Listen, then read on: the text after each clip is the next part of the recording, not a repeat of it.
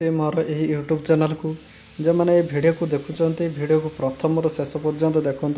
कहीं ये latest video आपण नहीं कि आसबि देखूँ आज वीडियो मुझे यह जनवाई चाहूँगी जे आप डीएल टेस्ट दे सारापर आप जानवे किपर आप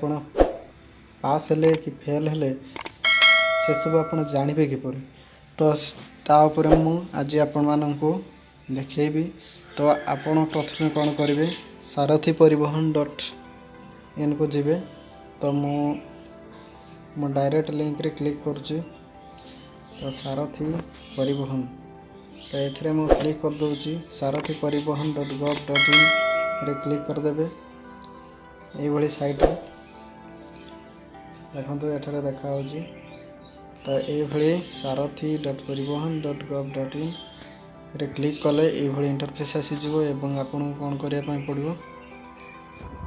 एठरे जो सिलेक्ट स्टेट नेम इथरे क्लिक करदे तो मु स्टेट ओडिशा कर दूची ओडिशा करदेले तो स्टेट रो जो ए पेज रही से आपन चली जाए तो मु क्लिक करदेली तो क्लिक करदेला परे देखंतु ये एक इंटरफेस आसीजो ये इंटरफेस आसीगला परे कौन करेंगे ना आपण तल को जी तल गला देखु ये लिखाई कौन ना एप्लिकेशन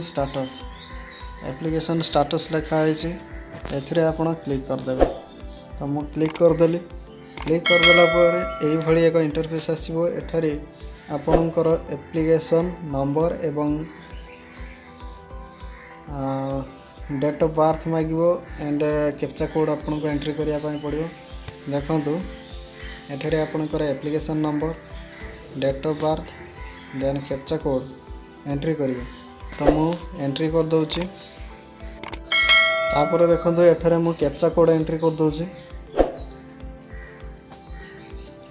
एठरे कैप्चा कोड एंट्री करी तो 9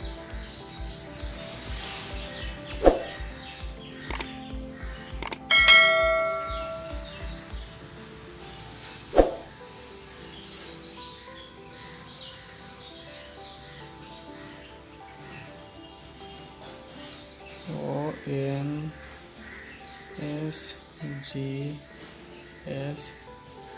6 तो मु एंट्री करदेली एंट्री करदेला देखो एठारे ये एक इंटरफेस अच्छी तो ये सबमिट लिखाई तो ये आप क्लिक करदे क्लिक करदेला देखो आपणकर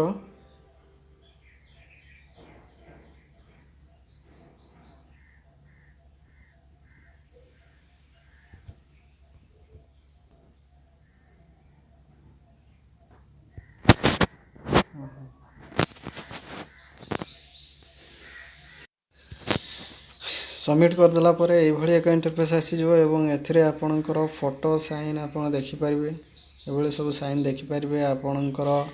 ट्रांजैक्शन आईडी केबे कौन देखिपारे देन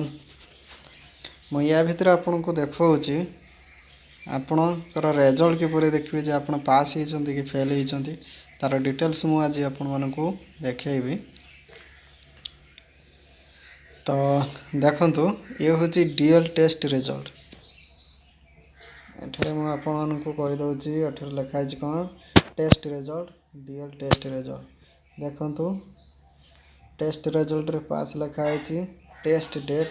30/3/2021 रे दिया एवं कौन सार कंडक्ट करते कांडो नायक रिजल्ट एंट्री डेट केबे ना 6/4/2021 रे एंट्री होती तापर सीरियल नंबर आपणकर रहा आउ केते थर अटेम्प्ट करिसेंती ताहा दि जाइए तो आशा करुँचे भिडटी आपण मानक निश्चित भाव में भल लगी तो वीडियो जदि भल लगी निश्चित भाव में वीडियो को लाइक करूँ चैनल को सब्सक्राइब करने भूलु ना कहीं ये लाटेस्ट वीडियो आपण मानक नहीं आसबि से पर्यंत आपण मान पाखर विदाय नौ पुणी देखा नेक्स्ट वीडियो से पर्यंत रोचे जय हिंद।